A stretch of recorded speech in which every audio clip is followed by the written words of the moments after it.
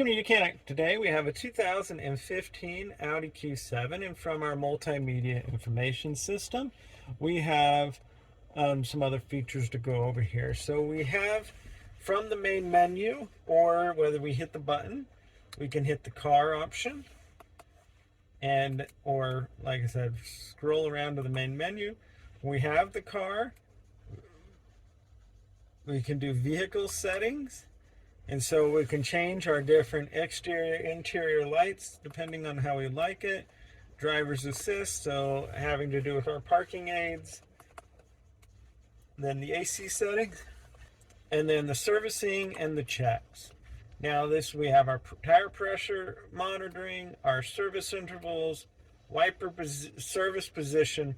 So this is where you'll need to be able to come into to set your wipers in the service position if you need to change them.